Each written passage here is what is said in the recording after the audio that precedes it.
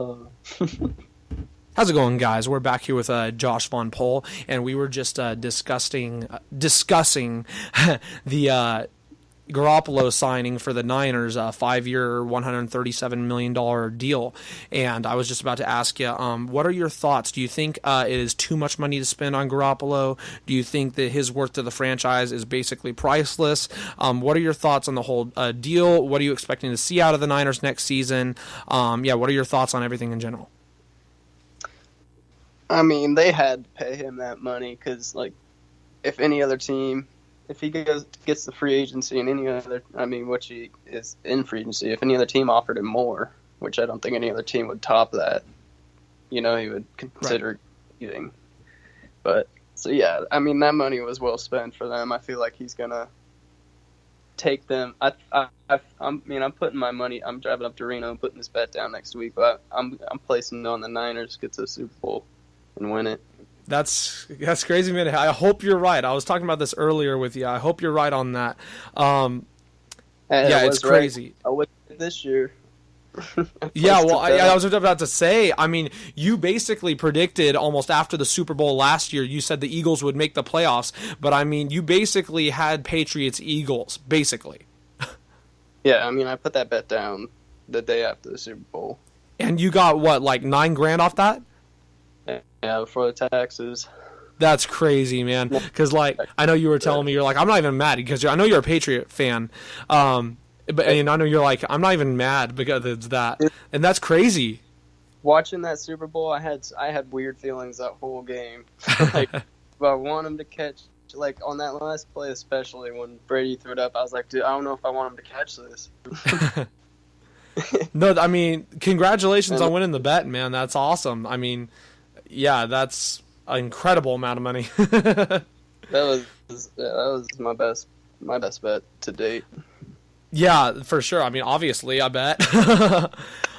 So one more thing about Garoppolo, I wanted to give some stats on him for his first 3 games starting for the Niners. Garoppolo led just 1 3-and-out punt. San Francisco scored a whopping 62% of Jimmy G's drives this season. For perspective, the Patriots were second at 51%. Since he entered the NFL in 2014, Garoppolo has completed 67.3% of his passes, 4th highest minimum 250 attempts with an 8.3 yard per attempt average, 1st, and a 99.7% passer rating, 5th. That is insane. That is just crazy stats. Those are some good stats. Yeah, I hope that he can keep it going. I feel like he's the next Tom Brady for sure, especially after watching him, like, being his backup for 3 or 4 years. Like, he knows what to do. Well, and you were mentioning earlier when we were talking before the show, you were saying how you think, he's going to basically do what Brady did and turn no-names into somebodies. And that's the thing with the Niners squad right now. We really don't have any, like, names out there for receivers or tight ends or anything. We have Selleck and Kittle, and then on the wide receiver end, we have, Garcon, we have some other guys coming back and all that. Trent Taylor, we got a lot of guys who really didn't make a name for themselves, and with Garoppolo, it almost seems like it's a second win for them. It almost seems like it's a rebirth. Yeah, dude, I feel like all the receivers next year, especially if, like, you want to look out for them in the fantasy leagues for sure, they're going to be putting up points. Yeah, for sure. You'll be hearing Selleck or Garoppolo to Selleck a lot. I feel like that'll be the new Brady to Gronk. Or Goodwin. Yeah. Well, yeah, it's insane for sure. He'll definitely make everyone around him better. I sure hope so, man, as a Niner fan. I can't wait. One thing I wanted to talk about you real quick, because I know you're a Patriots fan. I was talking to some people after the game on this. I'm not a Patriots guy. However, I do like Tom Brady, and I do think that he is one of the best athletes of all time. And I wanted to get your thoughts, because a lot of people were saying, after the game, because he's now 5-3 in Super Bowls, and Joe Montana's 4-0 and everything. Now, I never got to see, obviously, Montana. I wasn't alive for that. However, I have watched a lot of highlights and everything. from his time with the 49ers, and I am a 49ers fan, but a lot of people are saying that Montana's the greatest and Brady's not after everything. I just don't feel like that's the truth. I feel like Tom Brady and the New England Patriots franchise is so great, and I feel like Tom Brady is honestly a better quarterback than Joe Montana. I understand we're in a different era nowadays and everything, but what are your thoughts on that? Do you think Brady is the best of all time, and if so, why, and why would you put him ahead or below Montana? I mean, obviously being a Patriots fan, I'm going to have bias towards Tom Brady, but it's really hard to determine that with them being in a different era. Because if you, like, playing this season with, 12 or 13 seasons? Right. And I'm even back then, because I don't even think Brady was long. He doesn't get hit at all, especially in the last 10 years. They've made the rules to favor quarterbacks. So, talking about that, it's just so hard to determine. I would say, obviously, Tom Brady being the 8 Super Bowls, that's more than Montana's been to, but he's also lost 3 of them. Yeah, and that's the thing. And I mean, go for it. Last Super Bowl for 505 yards, touchdown, interception. I caught the. I knew you were saying something about him getting 505 yards. You're cutting out a little bit, so try to lower your mic or turn it back up because you're cutting out a little bit.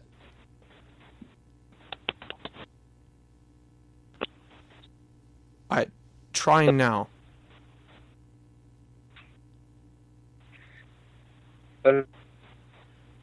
It's still cutting out a little bit. Yeah, just go ahead and try it again. So the final score of the Super Bowl was 41-33. At halftime, it was 22-12 Eagles. The Patriots actually did get back in it.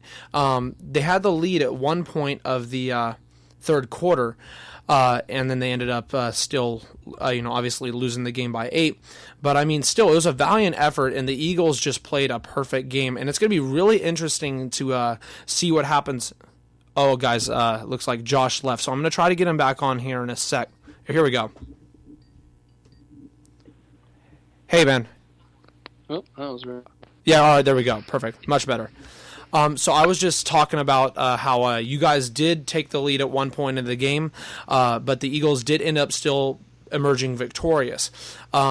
And I wanted to kind of get your thoughts, because Nick Foles, just throughout the entire playoffs, was just so rock solid with everything.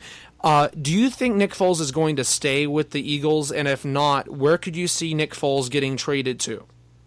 Oh, that's a hard one, because, I know Philly's going to want to play Wentz, and that's what their coach was saying too.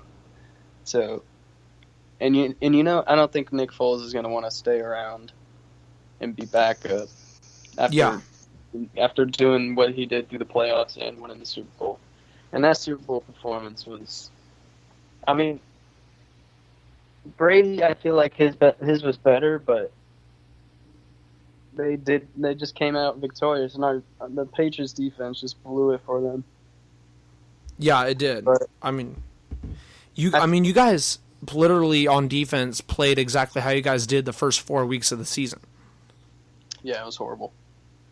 Yeah, and that's one thing is that was another question I was going to ask you. Do you know why you guys didn't play Malcolm Butler? Apparently he broke the curfew rule, or he claims he was sick or something, but he broke curfew and didn't catch the plane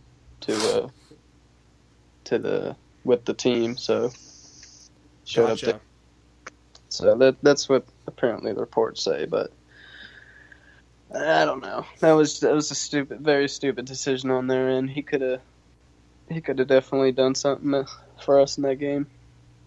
Right, exactly. Personally, I don't understand why you guys wouldn't start Malcolm Butler, knowing his stats, knowing what he has done in past Super Bowls, literally winning you guys a Super Bowl against Seattle. Yeah. Yeah, he's leaving now. Where do you see Malcolm Butler going? Oh, that's tough. I wouldn't even know. I haven't read anything about what he's thinking. Right, for sure. Yeah, I mean, there's a lot of teams that could definitely use a cornerback right now. Especially like him. Exactly. I think honestly, and I know you guys wouldn't want to see him go there, but Pittsburgh they're terrible when it comes to covering receivers, and they could definitely use some help on their defense and have some leadership. Oh yeah, that'd be horrible if he went to Pittsburgh. That'd the last team I'd That'd be a want. way for them to get back at you guys, I guess. Yeah, for the James Harrison thing.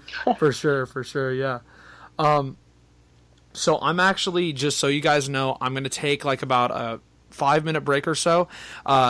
I have this thing sometimes where I get random bloody noses and stuff like that. It just randomly happens, and I have to take care of it when it occurs.